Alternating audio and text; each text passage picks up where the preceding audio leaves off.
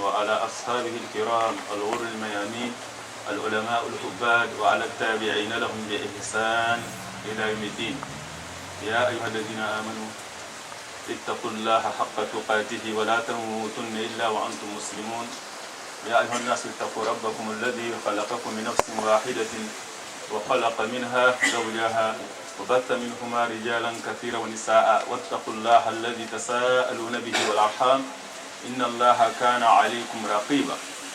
يا أيها الذين آمنوا اتقوا الله وقولوا قولا سديدا يصلح لكم أعمالكم ويغفر لكم ذنوبكم ومن يطع الله ورسوله فقد فاز فوزا عظيما.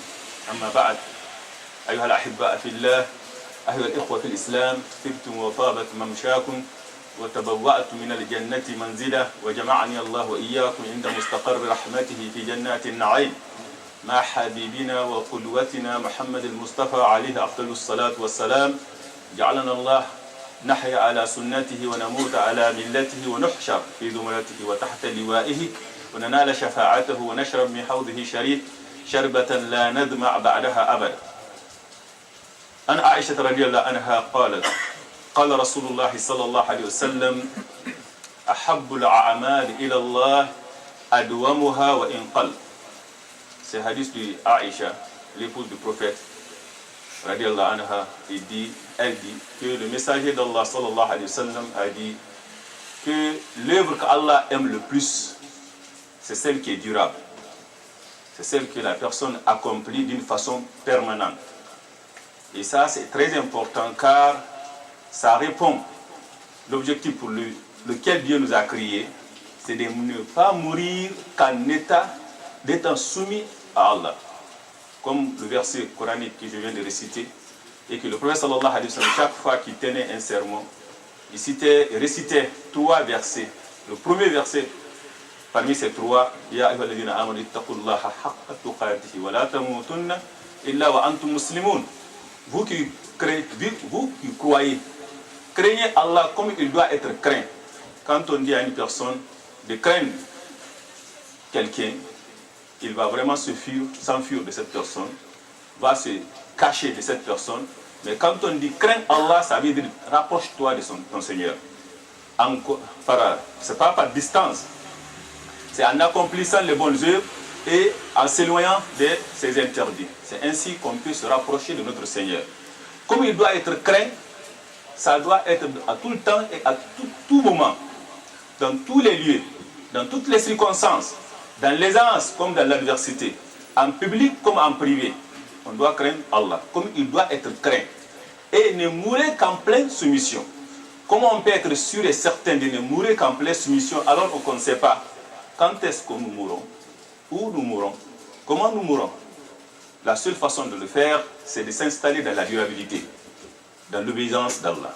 Que quand tu inities une obéissance, fais-la avec insistance, permanence. C'est en ce moment vraiment que tu peux garantir de ne pas mourir qu'en soumission. Et cela fut la recommandation des messagers d'Allah, des prophètes à l'égard de leur communauté, mais surtout à l'égard de leur descendance. وَوَصَّى بِهَا إِبْرَاهِيمُ بَنِيهِ وَيَعْقُوبَ يَا بَنِيَّ إِنَّ اللَّهَ اصْطَفَى لَكُمُ الدِّينَ فَلَا تَمُوتُنَّ إِلَّا وَأَنْتُمْ مُسْلِمُونَ. Telle fut la recommandation d'Abraham, ainsi que Jacob à sa descendance, à ses fils. Ô mes fils, Dieu vous a choisi la religion. Ne mourrez donc autrement qu'en pleine soumission. Et c'est ainsi qu'Allah a rendu vibrant hommage aux anges. وَلَهُ مَنْ فِي السَّمَاوَاتِ وَالْأَرْضِ وَمَنْ إِنْدَهُ لَا يَسْتَكْبِرُونَ عَنْ عِبَادَتِهِ وَلَا يَسْتَحْسِرُونَ يُسَبِّحُونَ اللَّيْلَ وَالنَّهَارَ وَلَا يَفْتُرُونَ. Dieu le Très-Haut dit: tout ce qui est dans les cieux et sur la terre appartient à Allah seulement. Ceux qui sont auprès de lui ne se considéraient pas trop grands pour l'adorer, et ils s'en lassent pas. Ils s'en lassent jamais. Ils l'adorent constamment, ils s'en lassent pas. Ceux qui sont prosternés depuis la création, depuis qu'Allah les a créés, ils ont resté ainsi jusqu'à la fin du temps. Ceux qui sont debout, ils font ainsi. Donc la meilleure œuvre qu'Allah aime, c'est celle que la personne accomplit et il le fait d'une façon permanente, s'installe dans la durabilité. Et il dit, il célèbre sa gloire nuit et jour, il célèbre sa gloire nuit et jour et ne s'intrompe jamais. Il ne s'intrompe jamais. Donc c'est très important. C'est ainsi que aussi la tradition du prophète sallallahu alayhi wa sallam. Imaginez-vous que le messager d'Allah nous a interdit, parmi les heures que nous ne devrons pas vraiment accomplir la prière, c'est après la salat ba'ada salat al-fajr hatta tartafi ash-shams wa la ba'da al-asr hatta taghiba ash-shams. Quand on accomplit la prière de Soubou, il est interdit d'effectuer une autre prière surrogatoire aussi longtemps que le soleil ne se lève pas. Quand on le fasse aussi après Asr, il est interdit de faire la prière aussi longtemps que le soleil ne se couche pas. Mais le messager d'Allah, selon Aïcha radiallahu anha, effectuait chaque jour, et il n'a jamais cessé de le faire, deux raka'a après Asr, chaque jour. Pourquoi il le faisait ainsi? Quand une personne l'a vu accomplir cette prière, il a demandé, tu nous as interdit d'accomplir la prière à ce moment, mais je te le vois le faire. Il dit, c'est parce que je devais faire une prière surrogatoire après Zuhur. Et on m'en a empêché. Il y avait des gens qui avaient des querelles, et je me suis rendu auprès d'eux pour rétablir le lien, la concorde entre eux. Et je n'ai pas pu le faire, et je l'ai payé alors. Je l'ai rattrapé après Asr. Depuis qu'il a rattrapé après Asr, il ne l'a jamais laissé.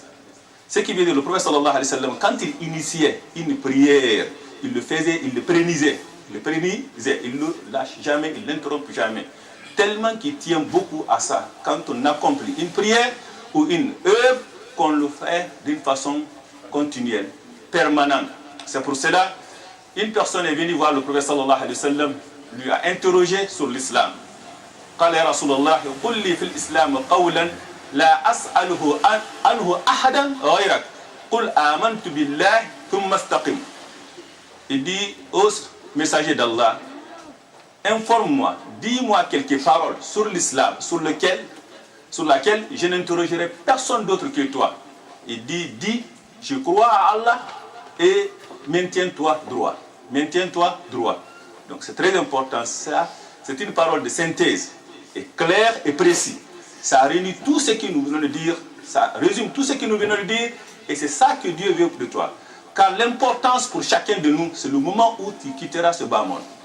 Peu importe que la personne peut prier toutes ces années, toute sa vie, et il lui reste un jour et 2 jours, il abandonne la prière. Où il va en enfer. Il va en enfer. La personne peut ne pas prier, et il se répand. Quelques heures seulement avant sa mort, il va où? Il va au paradis. Donc c'est être sûr et certain que la mort ne te trouve qu'en soumission. Ce qui veut dire que les sabbats religieux, toute œuvre qu'ils ont accomplie, non, ils oublient ça. Le moment où ils vivent, ils s'installent dans la durabilité, dans l'obéissance d'Allah. Et ça a beaucoup de rémunération, a beaucoup aussi de récompenses. Car Dieu est très haut dit, Inna allazina qalu rabbuna Allah, thumma istaqamu, تتنزل عليهم الملائكة ألا تخافوا ولا تحزنوا وأبشروا بالجنة التي كنتم توعدون نحن أولياؤكم في الحياة الدنيا وفي الآخرة ولكم فيها ما تشتهي أنفسكم ولكم فيها ما تدعون نزلا من غفور رحيم. Imaginez-vous, il dit ceux qui disent notre Seigneur est Allah et il se maintient sur le droit chemin, sur la bonne voie. Les anges descendent sur eux pour les apporter la bonne nouvelle. N'ayez pas peur, ne soyez pas affligés. Au contraire, ayez la bonne nouvelle du paradis. Nous sommes vos protecteurs, nous sommes vos alliés. Dans ce bas monde, comme dans l'au-delà. Vous y trouverez, vous avez dans le paradis tout ce que vous désirez, tout ce que vos âmes désirerez et tout ce que vous réclamerez. Un bon lieu de la part de tout, un très miséricordieux, un très pardonneur et un très miséricordieux. Pourquoi? Nous de la main à Four Rahim. Car aucun d'entre nous n'entrera au paradis sans la miséricorde d'Allah. Et sans le pardon d'Allah, aucun d'entre nous ne bénéficiera de cette miséricorde. C'est pour cela, la première invocation de l'être humain, je dis bien de Hawa et Adam et Ève, dans le paradis, قال ربنا ظلمنا أنفسنا وإن لم تغفر لنا وترحمنا لنكونن minal khasirin. Nous avons commis des torts à nous-mêmes. Si tu ne nous pardonnes pas et tu ne nous fais pas miséricorde, nous serons certes parmi les perdants. Pour te dire, c'est très important de se pérenniser, de s'installer dans la durabilité, dans l'obéissance d'Allah. Et le mois de Ramadan, alhamdulillah, est un bon moment de citer ça. Car en recevant le mois de Ramadan, tout le monde était joyeux. Et c'est normal qu'on s'installe, qu'on se met à l'œuvre avec beaucoup de force. On accomplit les prières, les jeûnes. Et ce qui est important, c'est important de le faire durant Ramadan.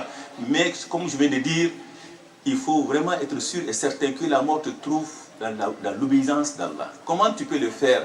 Ceux vraiment qui sont sortis du mois de Ramadan et avec ça, ils ont sorti de l'islam, c'est grave. Car on sort du mois de Ramadan, mais on ne sort pas de l'islam. On ne sort pas de l'islam.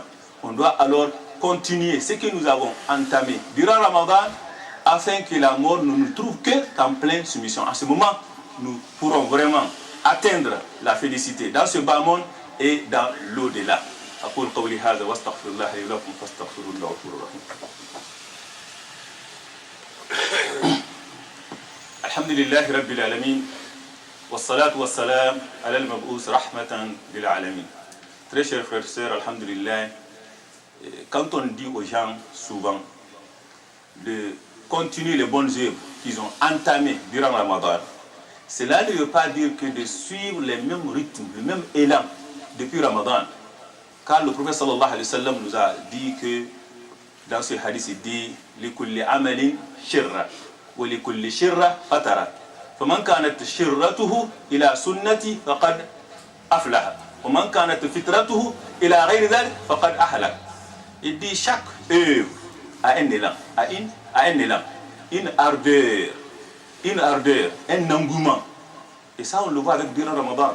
Ramadan vient de voir là, on a cette ferveur. On prend l'élan, on veut accomplir plus de œuvres. Et c'est normal. Et chaque élan a aussi un accalmie. Quand quelque chose monte, il descend. Donc c'est tout à fait normal qu'après Ramadan, que les adorations ne seront pas comme avant. On ne peut pas dire vraiment que la personne continue à accomplir les tarawih comme Ramadan et à gérer tous les jours comme Ramadan. Mais le prophète sallallahu alayhi wa sallam dit quiconque la langueur est située sur sunnat Rasulullah sallallahu alayhi wa sallam. C'est-à-dire quand la personne fait le repli, ce repli, il ne faut pas qu'il abandonne les obligations. Il ne faut pas qu'il abandonne les traditions du prophète sallallahu alayhi wa sallam. On peut dire oui, de ne pas prier toute la nuit, de tarawih bien sûr, ou de ne pas jeûner tous les jours, mais cela ne veut pas dire vraiment d'abandonner carrément l'islam et d'abandonner aussi les prières. C'est pour cela, dans ce hadith qui vient de dire, il dit quiconque le replie, le ramène vers ma tradition, cette personne a vraiment reçu. Mais quiconque le replie, le ramène à d'autres choses, à l'abandon complet, jusqu'à mettre le compteur à zéro, et cette personne vraiment est en danger. Donc c'est très important que ce que nous avons initié durant Ramadan, le jeûne, la prière, il y a la tradition du prophète sallallahu alayhi wa sallam.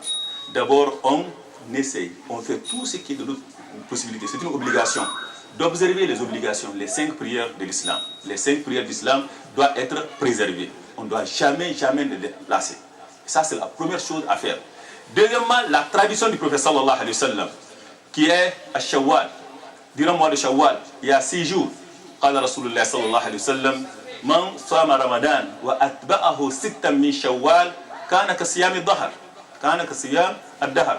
Il dit quiconque jeûne le mois de Ramadan et le fait suivre de 6 jours de Shawwal, c'est comme s'il a jeûné tout le temps, toute l'année.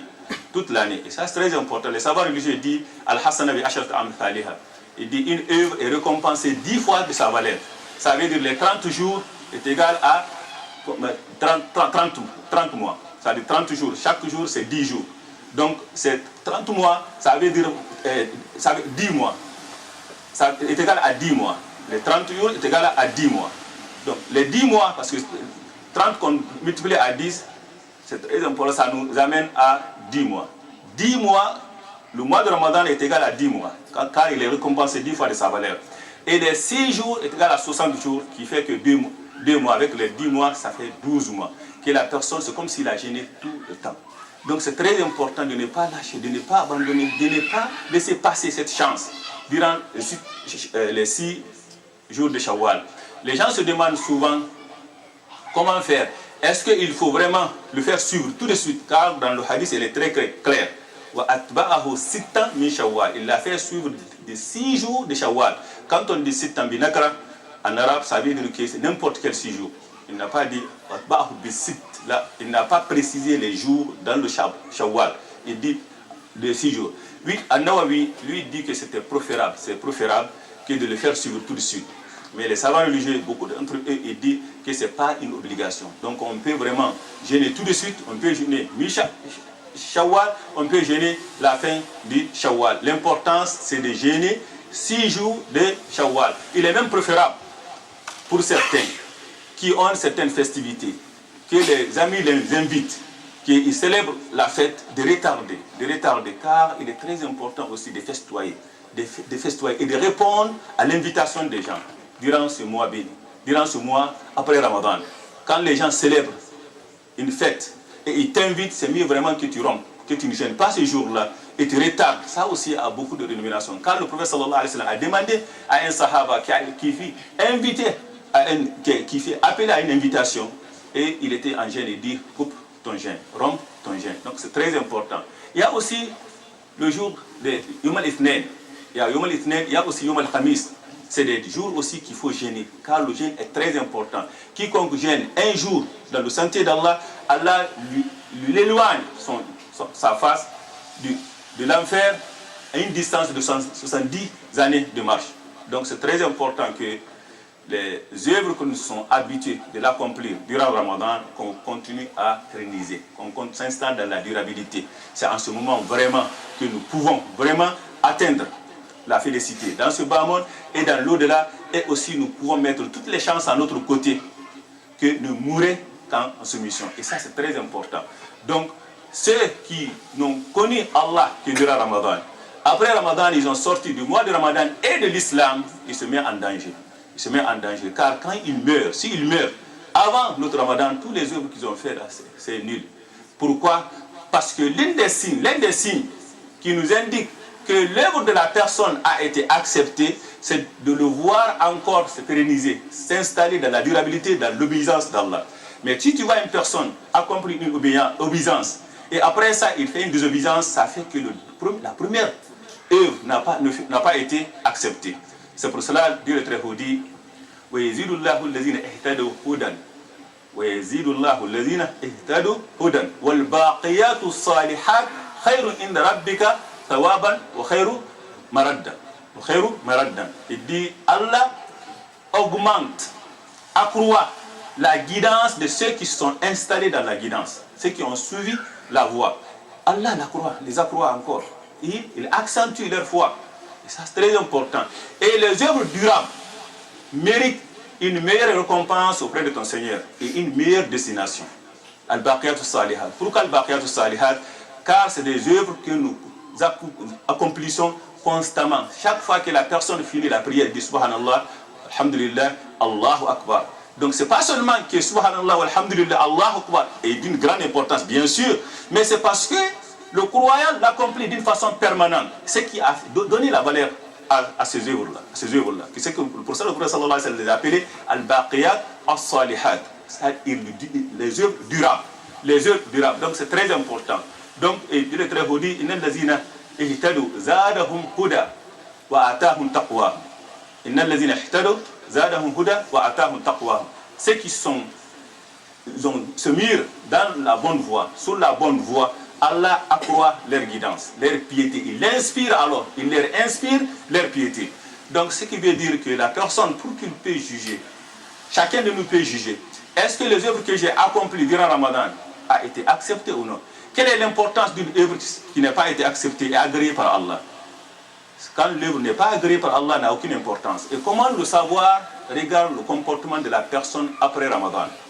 Si c'est une personne qui n'obéit, qui ne gêne que durant Ramadan, qui accomplit les œuvres surrogatoires, surtout les obligatoires, que durant Ramadan, sache que peut-être il a gêné pour qu'on dise qu'il est brave.